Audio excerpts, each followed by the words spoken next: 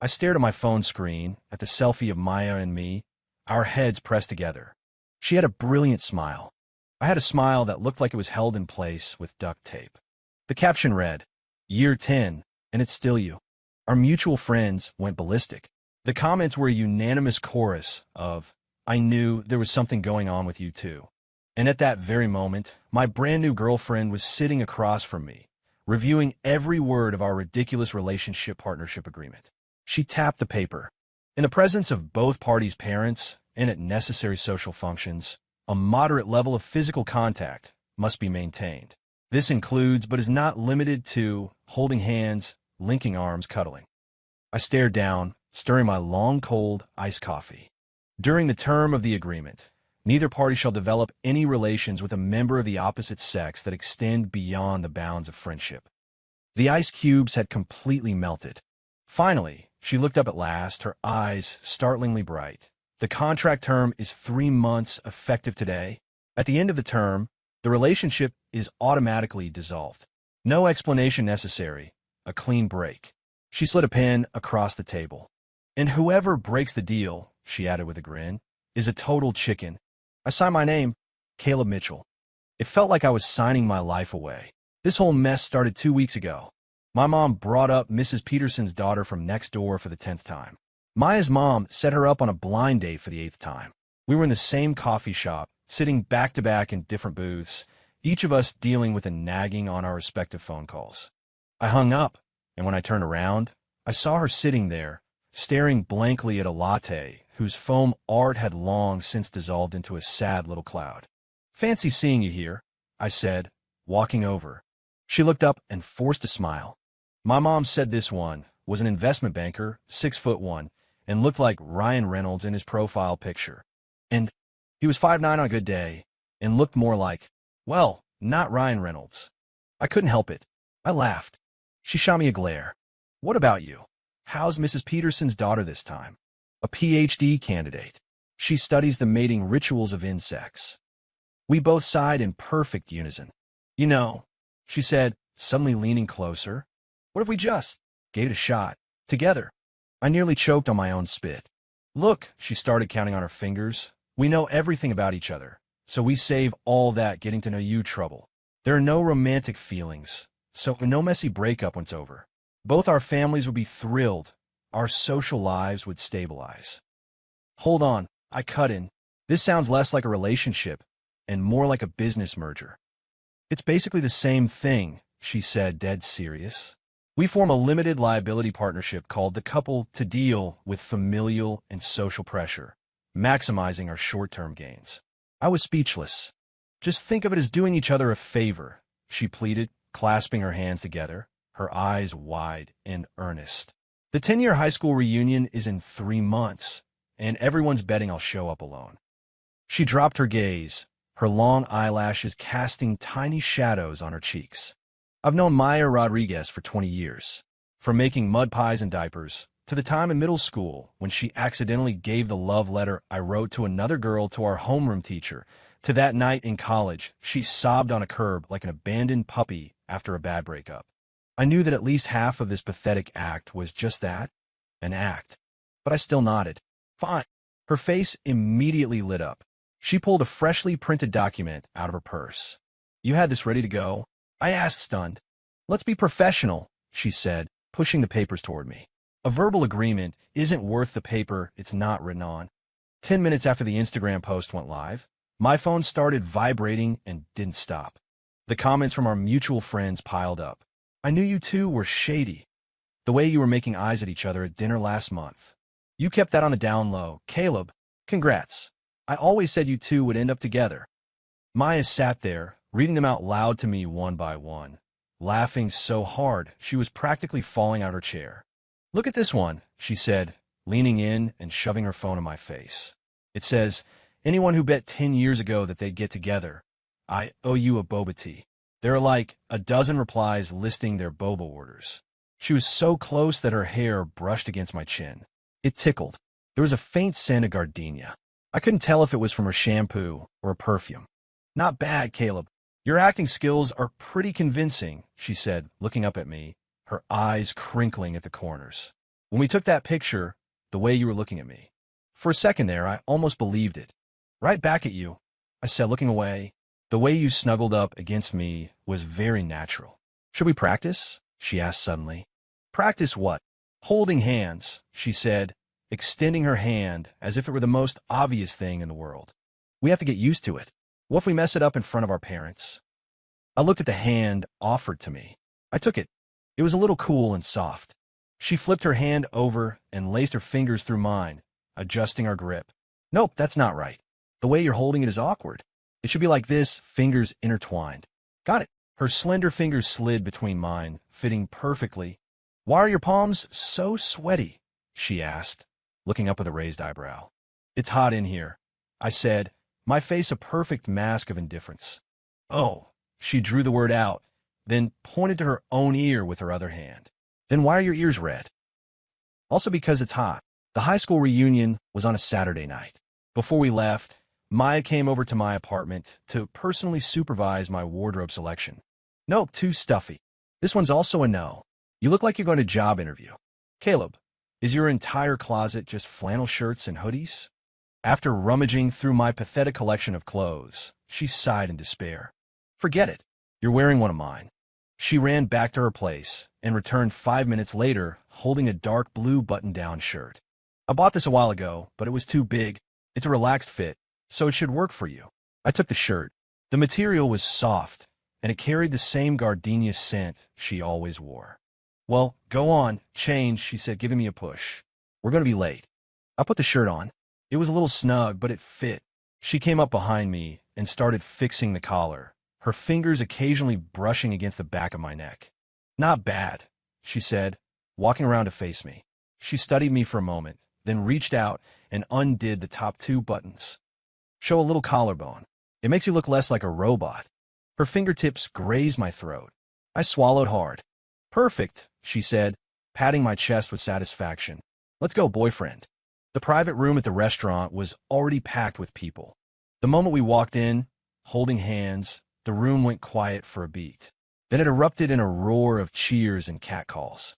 No way, is this for real? You two actually got together. When did this happen? You guys kept this quiet.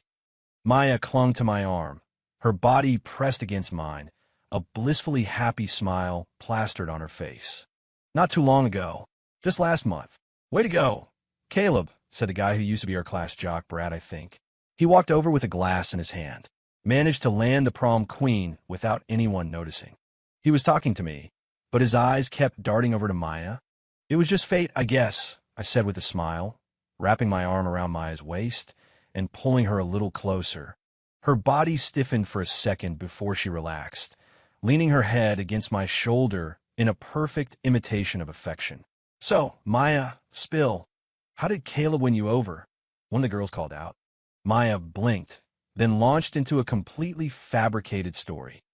Oh, he started bringing me breakfast every morning, picking me up from work when it rained, bringing me medicine in the middle of the night when I was sick. I looked down at her. She was spinning this tale with the confidence of a seasoned liar, her eyes sparkling, her cheeks flushed with excitement, or something else. How had I never noticed what a good actress she was? Damn, Caleb, Brad said, sidling up again and pouring Maya a drink. Maya, a toast to you. Congrats on being off the market. Just as his hand was about to land on her shoulder, I intercepted it. She's a lightweight, I said, taking the glass from Maya's hand and giving Brad a polite smile. I'll drink this for her. As I drained the glass, I saw Maya looking at me. Her expression was complicated. Wow, Maya, he's got you on a tight leash, someone joked. Maya snapped back to reality, her sweet smile returning as she hugged my arm. He does. He's so overprotective. She looked up at me, wrinkling her nose. He won't even let me have a single drink. Her voice was soft and syrupy, a perfect imitation of a doting girlfriend. I played along, gently pinching her cheek. And who was it that got wasted after one drink and ended up hugging a lamppost while singing Don't Stop Believin'? Whoa, that happened. Maya, you have a secret past. The table erupted in laughter, the atmosphere lively again. Under the table, Maya gave my thigh a vicious pinch. I didn't even flinch. I just reached down and captured her hand, holding it firmly in mine. She tried to pull away, failed, and then just left it there. Her fingers traced a small circle in my palm, like a kitten's paw. By the time the reunion ended, it was almost 11. Brad was wasted and insisted on walking Maya home. I'm not drunk, he slurred, stumbling toward her. Maya, I'll walk you. I stepped in front of him, blocking his path to Maya. That won't be necessary, I said, maintaining my smile. She's my girlfriend. I'll take her home. What's that supposed to mean? He sputtered, glaring at me. You think I'm trying to make a move on her? Are you? My smile faded slightly. Caleb, you son of... He raised a hand to shove me, but I stood my ground. Maya peeked out from behind me. Brad, you're drunk. You should go home. Maya, we're leaving. Maya cut him off, taking my arm. Goodbye. She pulled me away, walking briskly without a backward glance. Even from a distance, we could still hear Brad yelling behind us. Not bad. Caleb, Maya said once we were back at our apartment complex. She let go of my arm, crossed her own, and looked me up and down. You were pretty impressive back there. The contract, I reminded her, neither party shall develop any relations that extend beyond the bounds of friendship. Oh, him? He doesn't count, she said with a wave of her hand. He's just a fly, buzzing around. A cool night breeze swept by. She was only wearing a dress, and goosebumps prickled her arms. Cold? I asked. A little. I took off my jacket and handed it to her. Wow, such a gentleman, she said with a smirk, but she took it and draped it over her shoulders. The jacket was huge on her, hanging loosely. We walked toward the building side by side. Thanks, by the way, she said suddenly, for drinking for me, and for getting rid of that fly. All part of the job. True, she nodded. You're getting paid, after all. Gotta earn your keep. You're not paying me. For emotional damages, she said matter-of-factly. Pretending to be my boyfriend must be so tough on you. I'll survive, I said, pressing the elevator button. My acting skills have improved. The elevator doors reflected our images. She was wrapped in my jacket, her hair a little messy, her cheeks still faintly flushed. We were standing very close. Hey, by the way, she said, as if just remembering, did you really just say I hugged a lamppost and sang Don't Stop Believin'? You heard wrong. I'm pretty sure that's what I heard. Auditory hallucination. Caleb. The elevator doors opened. We walked out, one after the other, and stopped at our respective apartment doors. She handed my jacket back. Thanks for the jacket. Yeah. She took out her keys to open her door, then suddenly turned back. Oh, right. My mom wants us to come over for dinner tomorrow. Be ready. Got it. She closed her door. I stood there for a moment before unlocking my own. The next day, dinner at Maya's parents' house was intense. They were so enthusiastic that I had trouble keeping up. Caleb, have some more. Maya learned how to make these barbecue ribs just for you. This girl, we spoiled her rotten growing up. You'll have to be patient with her. So, when are you two thinking of getting married? Have you started looking at houses? Maya kicked me under the table. I put down my fork, my expression sincere. Mr. and Mrs. Rodriguez, Maya, and I just got together. We want to spend some more time getting to know each other as a couple. Marriage is a big step, and we don't want to rush it. Maya quickly jumped in. Exactly. Stop pressuring us.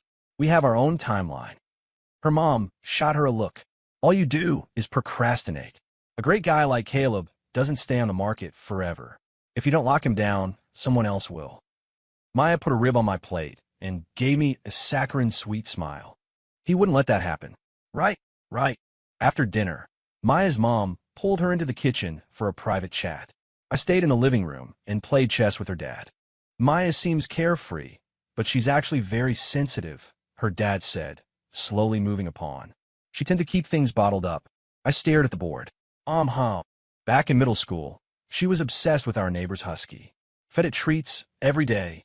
When they moved and took the dog, she cried for days, but she never shed a single tear in front of us.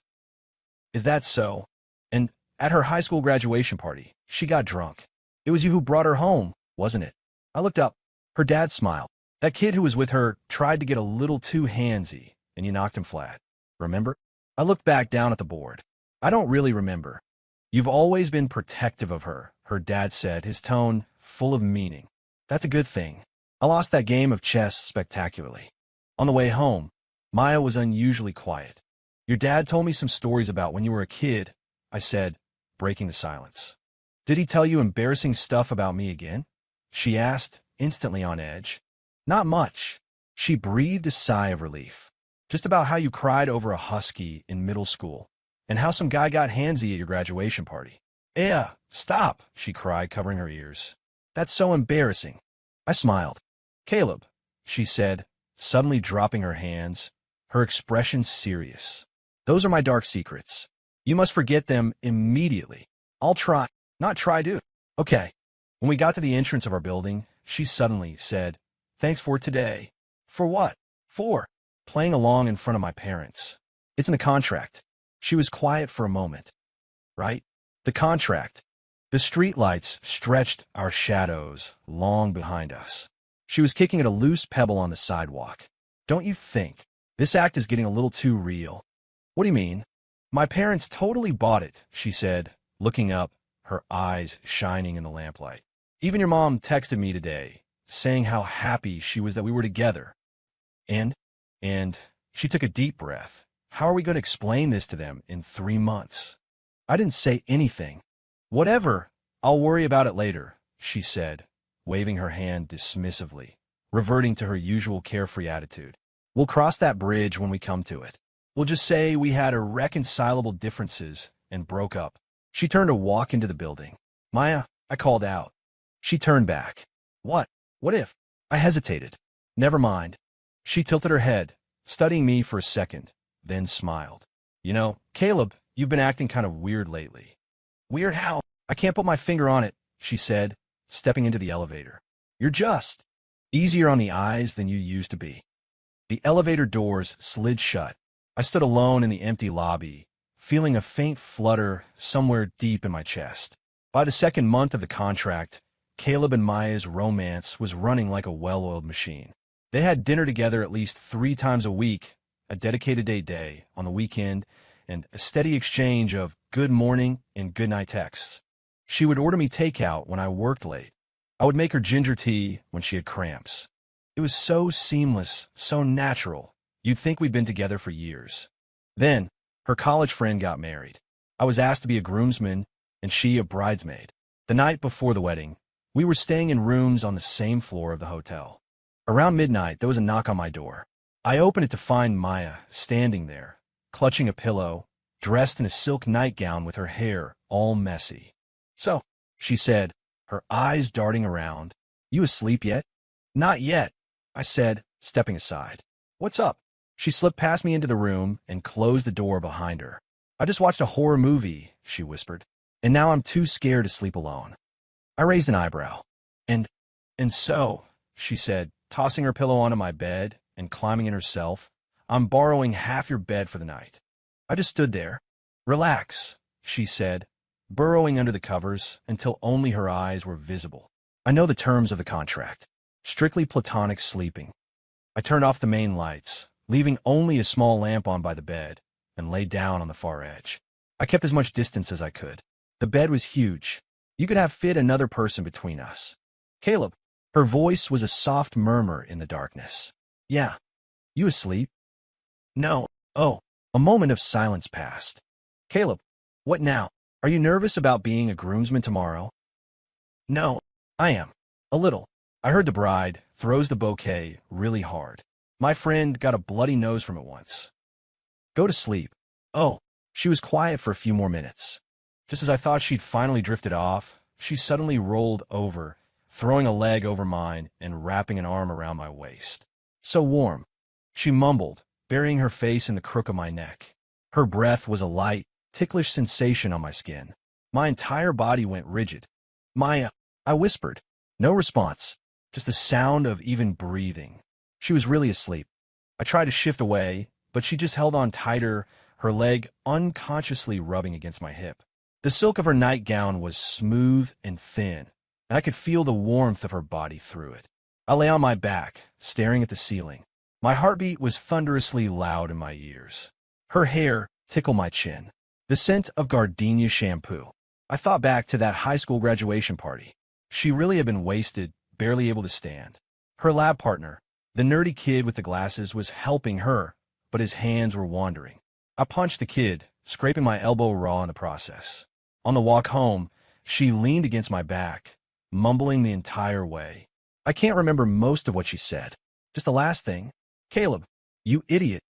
The next morning, I showed up at breakfast with dark circles under my eyes. Maya was bright-eyed and refreshed, already in her bridesmaid dress with her makeup perfectly done. Morning, she chirped, greeting me with a huge smile. Sleep well. I just stared at her. She blinked, then leaned in closer, lowering her voice. You look like you didn't sleep a wink. Thanks to you. Oh, don't be like that, she said, patting my shoulder. Next time you're scared after a horror movie, I'll sleep with you too. No, thanks. The ceremony dragged on. I stood next to the groom, but my eyes kept drifting over to Maya in the line of bridesmaids. She was wearing a lavender dress, her hair pinned up, revealing the elegant curve of her neck. Every so often, she'd glance back and give me a little smile. When it was time for the bouquet toss, she was right at the front, bouncing on her toes in anticipation. The bride turned her back, wound up, and launched the bouquet into the air. It sailed in a perfect arc, heading straight for Maya. She reached for it. So did several other girls. In the chaos, the bouquet was knocked off course, sent flying in my direction. On pure reflex, I reached out and caught it. The entire room went silent for a second, then erupted into applause and laughter. The officiant came over with a microphone. Well, it looks like our groomsman here is even more eager to get married than the bride. Everyone was laughing. Maya stood in the crowd, watching me, her eyes shining. The officiant handed me the mic. So, our lucky groomsman, any thoughts on catching the bouquet? Anyone you'd like to say something to? I held the bundle of white roses, my gaze sweeping over the crowd. It landed on Maya. Nothing to say, I said, handing the mic back. Just thought it looked nice. Another wave of laughter. After the ceremony came the photos. After the bride and groom were done, the bridesmaids and groomsmen gathered for group shots. Groomsmen, get a little closer to the bridesmaids. That's it, big smiles. The photographer directed. Maya stood next to me, naturally linking her arm through mine. Caleb, she whispered, your ears are red again. It's hot. Oh, she drew out the word, her finger tracing a line on my arm. Then why is your heart beating so fast? I can literally feel it. I looked down at her. She was grinning like the cat that ate the canary. After the photos, she dragged me over to the dessert table. This one is amazing, she said, holding a spoonful of cake up to my lips. Try it. I opened my mouth and ate it. Sweet, she asked. Yeah. I know, right? She said, taking a spoonful for herself. Way better than that bakery we went to last time. The word sounded so natural coming from her. So natural it made my head spin for a second. Later that night, the reception got rowdy. Someone suggested a game of truth or dare.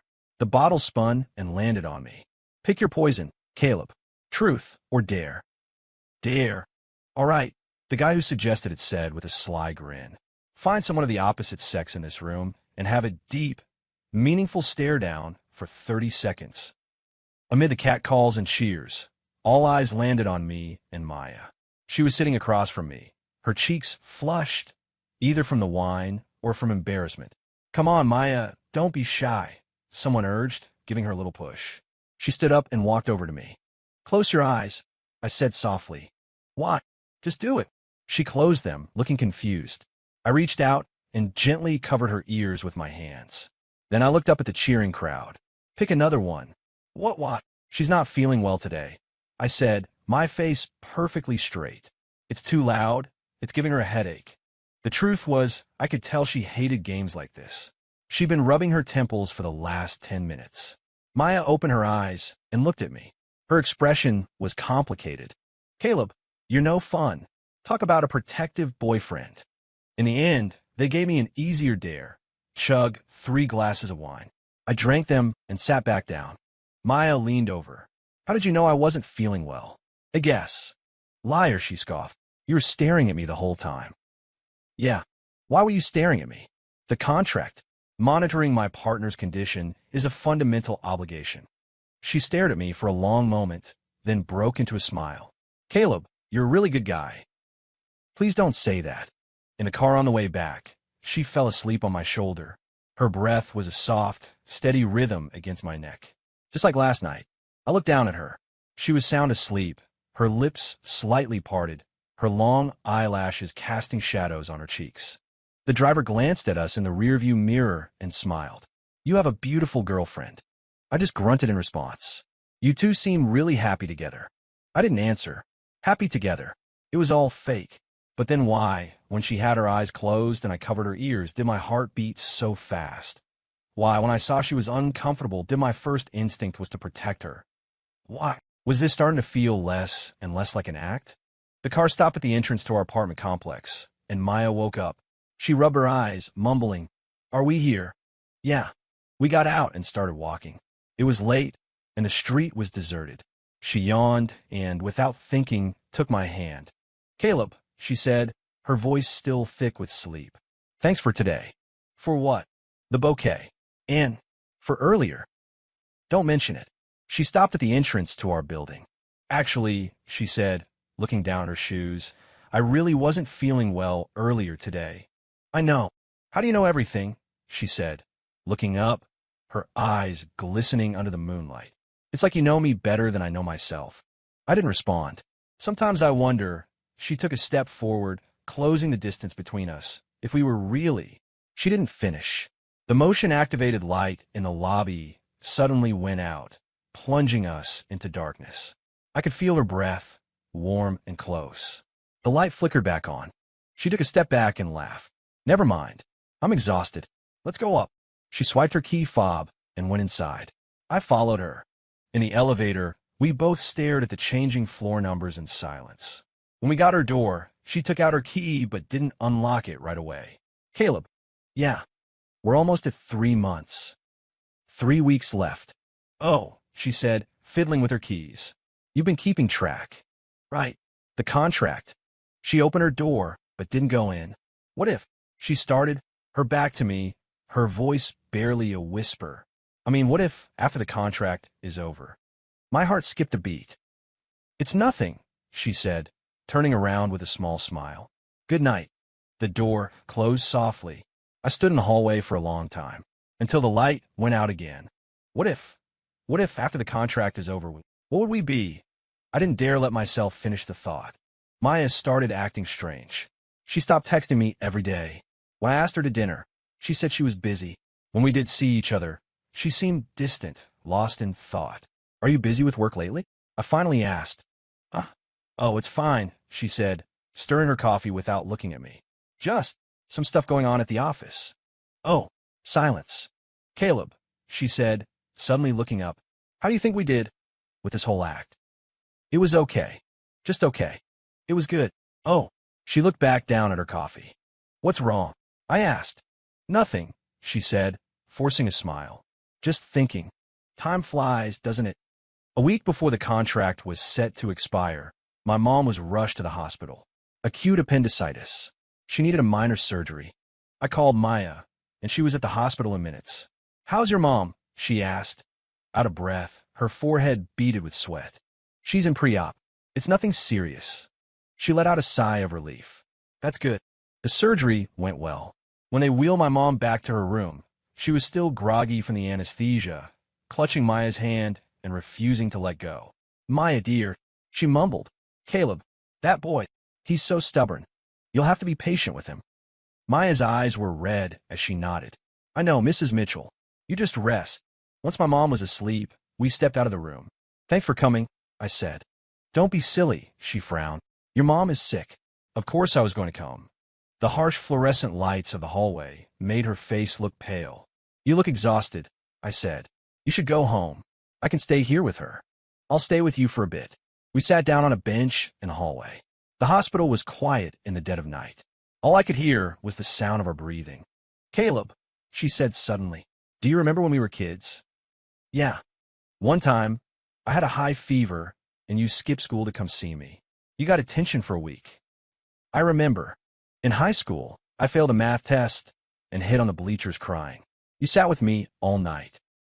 "Yeah. In college, when I had my heart broken." She stopped, not finishing the sentence. "Why are you bringing all this up?" I asked. "I was just thinking," she said with a faint smile. "We've been through a lot together, haven't we?" "We had. A lot." So much that I'd gotten used to her being a constant in my life. So much that I couldn't tell where the acting stopped and the real feelings began. Caleb, she said, leaning her head on my shoulder, her voice soft. If we ever went our separate ways, would you miss me? My heart clenched. We're not going our separate ways, I said. She lifted her head and looked at me. The contract is up in a week. I know. After that, we just... Maya. I cut her off. Yeah. I looked into her eyes, the same eyes I'd been looking into for 20 years. For the first time, they felt so close. So close I could see my own reflection in them. My words were cut off by the buzz of the intercom at the nurse's station. Family for room 302. I stood up. I'll go see what they need. She nodded, not saying a word. When I came back, she was gone. There was a note left on the bench. Take care of your mom, and take care of yourself. I'll come by tomorrow. The handwriting was a little shaky. In the bottom right corner, there was a faint, blurry smudge like a single drop of water had fallen there. Maya came to the hospital every day while my mom was recovering. She brought homemade soup, chatted with my mom, and helped me take care of everything. The other patients in the room were green with envy, telling me over and over again what a wonderful girlfriend I had. My mom held her hand, beaming. Maya, dear, as soon as I'm out of here, I'm making you my special barbecue ribs. Thank you, Mrs. Mitchell. Don't thank me. We're family. Maya's smile faltered for just a second. When I stepped out to get some water, she followed me. Caleb, she said, stopping me. Your mom. She seems to really like me. Yeah. If she knew that we were. Maya. I interrupted. Yeah. I looked into her eyes, but the words I wanted to say got stuck in my throat. Nothing, I said, looking away. Thanks for all your help these past few days. She was quiet for a moment. You've been saying thank you a lot lately, Caleb. It's the right thing to do. Is that in the contract too? No. She stared at me for a few seconds, then suddenly smiled. We should get back. Your mom is probably waiting. 3 days before the contract was set to expire, my mom was discharged. She insisted on having Maya over for a thank you dinner. You have to come, my mom said over the phone. I promised you barbecue ribs. Maya glanced at me, then nodded. Okay, I'll be there. The dinner was lively. My mom kept piling food on Maya's plate, and my dad, who was usually quiet, was animatedly talking to her about her job. So, Maya, my mom said halfway through the meal, have you two set a date yet? Maya's chopsticks froze midair. I put my bowl down. Mom, we talked about this. No pressure. I'm just asking, my mom said, glaring at me. A girl as wonderful as Maya. If you don't hurry up and put a ring on it, someone else will. Maya was looking down at her plate, silent. Mrs. Mitchell, she said, suddenly looking up with a smile. We have our own timeline. What timeline? Tell me about it. Well, she glanced at me, her expression unreadable. We just want to spend some more time together, get to know each other better. You've known each other for 20 years. How much better do you need to know him? My mom asked, bewildered. Mom, I said firmly, let's just eat. The food's getting cold. After dinner, Maya helped my mom with the dishes. I sat in the living room, listening to their conversation from the kitchen. Maya, honey, if Caleb ever gives you any trouble, you tell me. I'll set him straight for you. He doesn't, Mrs. Mitchell. He's very good to me. That's good. That boy, he's never been good at expressing himself. He keeps everything locked up inside. But he really does care about you. He always has. I know. I got up and walked out onto the balcony. The cool night air felt good.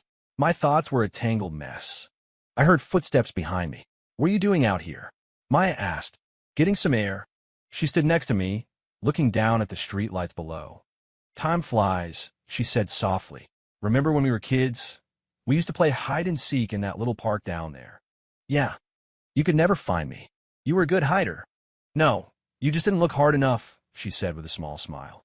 I was always hiding in plain sight. I turned to look at her. She was looking at me, too. Our eyes met for a second before we both looked away. Caleb, she said, her voice quiet. The contract. It's over the day after tomorrow. I know. After that, she didn't finish. But I knew. After that, we wouldn't be a couple anymore. No more good morning texts. No more weekend dates. No more pretending to care who the other person was with. We would go back to being just friends. Or maybe not even that. Maya, I started. I. Her phone rang. She glanced at the screen. I have to take this. She walked to the other side of the balcony to take the call. I could hear her low, murmuring voice, and then a soft laugh. It was a man's voice on the other end. A surge of irrational annoyance washed over me. She hung up and walked back over. That was work. Something came up. I have to go. Okay. She looked at me as if she wanted to say something more. But in the end, she just smiled. I'll see you later. I'll walk you out. Don't worry about it. Stay with your mom. She turned and left. I watched her back disappear as the elevator doors closed. I felt like a part of me had just been carved out. The day before the contract expired, I didn't contact Maya all day, and she didn't contact me. That night, I sat on the couch, staring at the now-worn copy of the relationship partnership agreement. 3 months. 90 days. It felt like it had gone by in the blink of an eye. I remember the proud look on her face when she first brought me the contract. I remembered her ears turning red when we were practicing holding hands.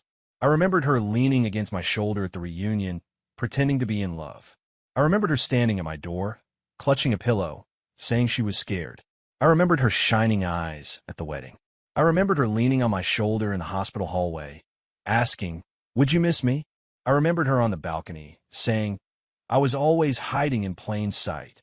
Every memory was crystal clear, so clear that I couldn't lie to myself anymore. This wasn't an act, at least not for me. I heard a key in the lock. It was probably my mom, back from her walk. The door opened, but it wasn't my mom. It was Maya. She was wearing a simple t-shirt and jeans, her hair in a ponytail, no makeup on. She was holding a grocery bag. "What are you doing here?" I asked, standing up. "I came to have dinner with you," she said, holding up the bag. "I bought stuff for Hot Pot." "My mom's not home." "I know," she said, walking in and slipping off her shoes like she'd done it 1,000 times. She told me she was going to her line dancing class tonight. She went straight to the kitchen and started washing vegetables. I stood in the doorway, watching her. "Don't just stand there," she said, glancing over her shoulder. "Come help. Just like we always did, we prepared the hot pot together." She washed the vegetables, I sliced the meat.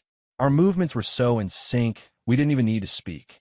As the broth started to bubble, the apartment filled with steam. She placed a slice of beef in my bowl. "Eat up. You've gotten thinner lately." "Thanks." There you go with the thanks again. We ate in silence for a while. "Tomorrow," she said suddenly. "Yeah. The contract is over." "I know." She put down her chopsticks and looked at me. "Caleb, these past 3 months, were you tired of acting?" I looked back at her. "Were you?" Me, she smiled faintly. "I was fine. It was my idea, after all." "Oh, actually," she said, looking down at the dipping sauce in her bowl. "Sometimes I would forget that it was an act. My heart stopped, especially when you took that drink from me, and when you caught the bouquet at the wedding, and when you were at the hospital with me, taking care of your mom." Her voice grew quieter and quieter. "Maya," I said, putting down my chopsticks. Let me finish," she interrupted. "There's something I never told you." She took a deep breath. "That contract, I had it ready a long time ago. Not 2 weeks ago. 6 months ago." I stared at her, stunned. The reunion, my parents pressuring me, those were all just excuses. I just wanted to find a reason to get closer to you. She couldn't look at me, and her ears were bright red. "Why?" I asked. "Because." Her voice was barely a whisper. "I like you." The room was silent except for the bubbling of the hot pot. "Since when?" I asked. "I don't know," she said, shaking her head. "Maybe high school, maybe college." By the time I realized it, it was too late. She looked up, her eyes watery. "But I was afraid if I told you, we wouldn't even be able to be friends anymore. So I came up with this stupid plan. For the past 3 months, I've regretted it every single day. Why did I set a 3-month limit? I was terrified of what would happen when the contract ended." She looked at me, tears welling up in her eyes. "Caleb, I don't want it to end. I don't want to just be acting." I looked at her for a long, long time. Then I stood up and walked over to her. "Funny," I said. "Neither do I." She froze. "And one more thing," I said, pulling the contract from a drawer on the coffee table. I flipped to the last page and pointed to a tiny line of text at the very bottom. "The addendum. See it?" She leaned in and read it out loud. "Final interpretation of this agreement is reserved for Party A, Caleb Mitchell." "Yup." What does that mean? It means, I said, looking right at her, that I'm exercising my right of final interpretation. She blinked, confused. I leaned down and kissed her. It was a light, gentle kiss. Over in a second. She stared at me, her eyes wide with shock. The term of the contract, I said, is hereby amended to permanent. Her face flushed a deep crimson. When did you add that? The night I signed it. Why? Because, I said, looking into her eyes, I like you too, probably for a lot longer than you think. She stared at me for a few seconds, then broke into a smile, but the tears started falling. Caleb, she said, throwing her arms around me and burying her face in my chest. You idiot. I held her tight. We stayed like that for a long time. So, she said, her voice muffled by my shirt. What are we now? What do you think? I tilted her chin up and kissed her again. This time, it wasn't hesitant. Her lips were soft and tasted faintly of the spicy hot pot. I tangled my hand in her hair, deepening the kiss. She responded shyly, her arms wrapping around my neck. We didn't stop until we were both breathless. Girlfriend, I said, resting my forehead against hers. Future wife, mother of my children. Take your pick. Her blush deepened. Who said I was going to have your children? You are, I said, smiling and kissing her again. Who else would it be? When did you start liking me? She asked. I don't know, I said, thinking. Maybe when you were in diapers and we were making mud pies. Caleb, I laughed and pulled her into a hug. Honestly, I whispered, I can't pinpoint the exact moment. By the time I realized it, it was already too late. She rested her head on my chest, listening to my heartbeat. So who broke the contract first? She asked suddenly. What? The contract, she said, looking up, her eyes sparkling. Whoever caught feelings first broke the deal. I thought for a moment. I guess we both did.